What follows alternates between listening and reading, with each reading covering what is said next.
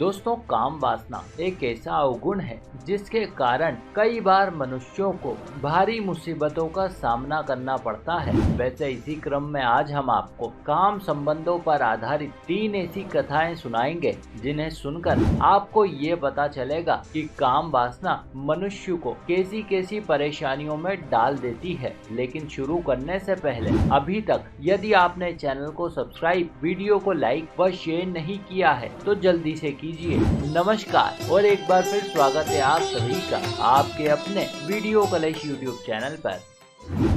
दोस्तों, वर्तमान में हमें बहुत से ऐसे लोग देखने को मिलते हैं जो स्त्री शरीर को पाने की चाहत में लगभग अंधे हुए जा रहे हैं। ऐसे लोग विवाहोत्तर संबंध बनाए रखते हैं, लेकिन अंत में इनके हाथ क्या लगेगा, इसका परिणाम क्या होगा, इस बात का इन्हें अभी अंदाजा भी नहीं है। वैसे इस संबंध में महाभारत की एक बहुत ही विख्यात कथा है। इसके अनुसार अमरावती नामक नगरी में चंद्रवंशी राजा ययाति राज करता था। उसका विवाह दैत्य गुरु शुक्राचार्य की पुत्री देवयानी के साथ विधिवत ढंग से संपन्न हुआ था, किंतु अत्यधिक काम वासना के चलते ययाति अपने मन पर नियंत्रण नहीं रख पाया और उसने अपनी पत्नी की दासी के साथ चोरी छिपे अवैध संबंध बना लिए और न सिर्फ संबंध बनाए अपितु संतान भी उत्पन्न कर दी। लेकिन दोस्तों, वो कहते हैं ना, पाप कभी छुपता नहीं। भले ही आप पाप को कितना ही छुपकर क्यों ना करें, किंतु एक ना एक दिन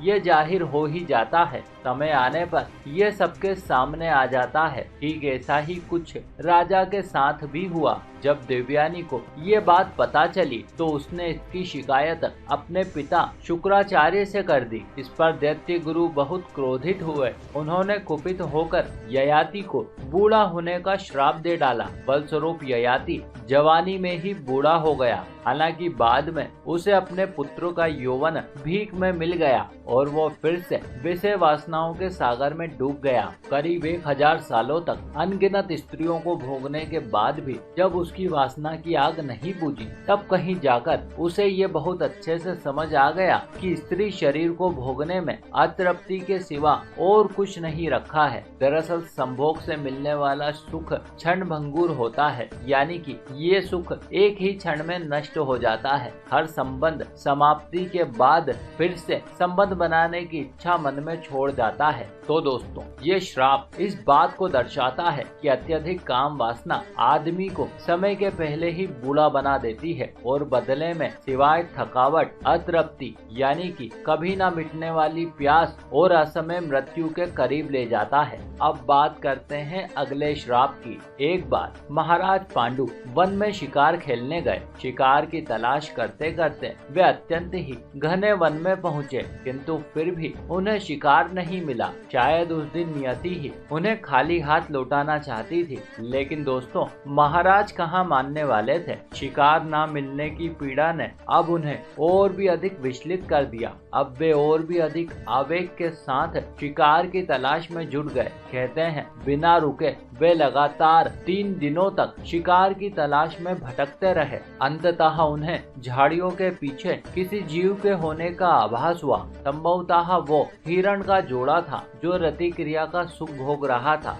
लेकिन दोस्तों, प्राचीन काल में शिकार के भी कुछ नियम हुआ करते थे। इन्हीं नियमों में से एक था कि जब कोई जीव अपने साथी के साथ मिलन कर रहा हो, तब उसके सुख में शिकारी को किसी प्रकार की बाधा उत्पन्न नहीं करनी चाहिए। किंतु महाराज कहाँ मानने वाले थे। उन्हें नियमों की क्या परवाह थी। उन्होंने तुरंत ही उस दिशा में बाण दाग दिया। फलस्वरूप उस मैथुनरथ जोड़े को अपनी जान से हाथ धोना पड़ा। लेकिन अभी पांडु को अपनी करनी का फल भोगना बाकी था। निकट जाने पर पता चला वो हिरणों का जोड़ा नहीं अपितु किंदम ऋषि थे, जो हिरण का वेश धरकर अपनी पत्नी के साथ रति क्रिया में लीन थे। किंतु दुर्भाग्य राजा पांडु की वजह से सुख भोगना तो दूर, अब उन्हें व उनके साथी को अपने जीवन से भी हाथ धोना पड़ गया। अतः उन्होंने राजा को श्राप दिया, जिस प्रकार से तूने मुझे स्त्री सुख से वंचित किया दिया, ठीक उसी प्रकार से अब तू भी स्त्री सुख को तरसेगा।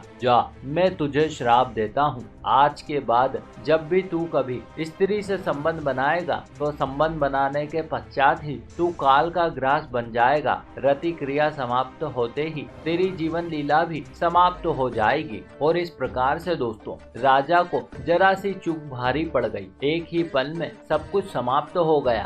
कहाँ राजा की दो रानियां, असंख्य दासियां उसकी सेवा में उपस्थित रहती थी। वो जब चाहे किसी के साथ विषय भोग कर लेता था, किंतु अब राजा को किसी स्त्री के निकट आने से ही भय लगने लगा। कहीं भूल से कोई स्त्री उसका मन विचलित न कर दे। बस इसी भय से वो महलों के तमाम सुखों को त्याग एक निर्जन वन में अपनी पत्नियों सहित किसी साधु के समान जीवन व्यतीत करने लगा। लेकिन दोस्तों वो कहते हैं ना, आप जिस चीज से जितना भागोगे वो चीज आपका उतना ही पीछा करेगी। ठीक ऐसा ही कुछ राजा पांडु के साथ भी हुआ। वो जितना काम से बचना चाहता था, काम उसे उतने ही वेग से अपनी ओर आकर्षित करता। और ऐसे ही एक दिन वो अपने मन पर नियंत्रण नहीं रख पाया। ना चाहते हुए भी उसने अपनी दूसरी पत्नी माधुरी के साथ शारीरिक संबंध बना लिए। परिणाम स्वरूप किंदन ऋषि का श्राप फलीभूत हुआ। मिलन की बेला समाप्त होते ही महाराज पांडु के प्राण भी शरीर से विरक्त हो गए। और इस प्रकार से किसी को हानि पहुंचाने का शौक जानलेवा साबित हुआ। वैसे दोस्तों ऐसा जरूरी नहीं कि हर बार श्राप जानलेवा या अहित करने वाला ही सिद्ध हो। कई बार ऐसा भी होता है जब हम किसी अच्छे उद्देश्य की पूर्ति के लिए कार्य कर रहे हो, तो ऐसी दशा में यदि कोई हमें श्राप दे दे तो वो श्राप हमारे लिए वरदान साबित होता है। जी हाँ, ऐसा ही कुछ हुआ था महापराक्रमी अर्जुन के साथ। बात उस समय की है जब पांडु पुत्र अर्जुन अपने धर्म पिता देवराज से दिव्य अस्त्र शस्त्रों की विद्या प्राप्त करने हेतु स्वर्ग गया। वहाँ उसका भरपूर आदर सत्कार हुआ। देवराज ने उसे भांति भांति के अस्त्र शस्त्र इत्यादि भेंट किए। साथ ही चित्रसेन नामक गंधर्व ने उसे विभिन्न प्रकार के वाद्य यंत्र, नृत्य व गायन इत्यादि ललित कलाओं से भी परिचित कराया। वो वहाँ करीब 5 वर्षों तक सुखपूर्वक रहा। वहाँ उसका पूरा ख्याल रखा गया। ऐसे ही एक दिन की बात है जब देवराज की नृत्य सभा में अर्जुन के नेत्र उर्वशी को निहार रहे थे। ये दृश्य देख इंद्र को ऐसा लगा कि अर्जुन उर्वशी से एकांत में भेंट करना चाहता है। अतः उन्होंने चित्रसेन को ये आदेश दिया कि वो अप्सरा उर्वशी को अर्जुन की सेवा में उपस्थित होने को सहमत करे। फलस्वरूप गंधर्व ने वैसा ही किया। उसने उर्वशी के पास जाकर भांति भांति से अर्जुन के गुणों का बखान किया, जिससे कि वो सुंदरी अर्जुन से मिलने को लालायित हो उठी। उस रात उस हाथी की सूंड समान जंघा तथा उभरे नितंबों वाली अप्सरा ने विभिन्न प्रकार के आभूषण धारण किए, नाना प्रकार का श्रृंगार किया। शरीर पर स्वर्ग वाटिका में उगने वाले दुर्लभ पुष्पों से निर्मित इत्र तथा कूल्हों पर विशेष प्रकार के चंदन का लेप लगाया। उसके यौवन का रस किसी भी पुरुष के मन को विचलित करने के लिए काफी था। संध्या का समय था। चांदनी की छटा हर ओर फैली थी। मध्यम मध्यम सी मंत्र मुग्ध करने वाली हवा बह रही थी। कुछ ऐसे माहौल में मिलन के लिए आतुर वो अप्सरा अर्जुन के कक्ष की ओर बढ़ी। अप्सरा को यूं अचानक से अपने कक्ष में आता देख अर्जुन विस्मृत हो उठा। उसने उसे प्रणाम किया और बोला, हे देवी, अप्सराओं में श्रेष्ठ उर्वशी, मैं आपको प्रणाम करता हूँ। कहें मेरे लिए क्या आज्ञा है। अर्जुन के ऐसे व्यवहार से उर्वशी दंग रह गई। उसने तो सोचा था कि वो उसे देखते ही कामातुर हो उठेगा और फिर विशाल शैया पर उसकी तथा स्वयं की काम अग्नि को शांत करेगा, लेकिन नहीं, यहाँ पर तो विपरीत स्थिति है, बिल्कुल ही विपरीत। जिससे मिलन करना था वो तो शिष्टाचार में लगा है। हे कुंती नंदन, आज की रात मैं तुम्हारी सेवा में उपस्थित हूँ। तुम जैसे चाहे, जिस रीति से चाहे मेरा भोग करो। मैं कह नहीं सकती, मेरे हृदय में चिरकाल से यही मनोरथ चल रहा था कि तुम्हारे जैसा कोई वीर बलशाली पुरुष मेरे साथ मुझे अपने आलिंगन में भर ले।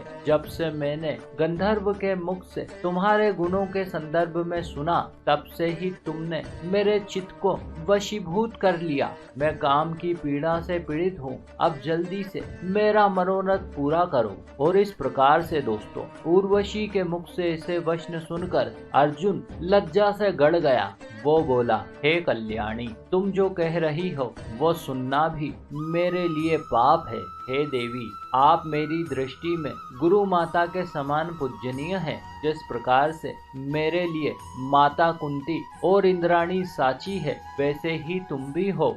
उस दिन सभा में मैं तुम्हें ये सोचकर एकटक देख रहा था कि यही आनंदमयी उर्वशी पुरुवंश की जननी है।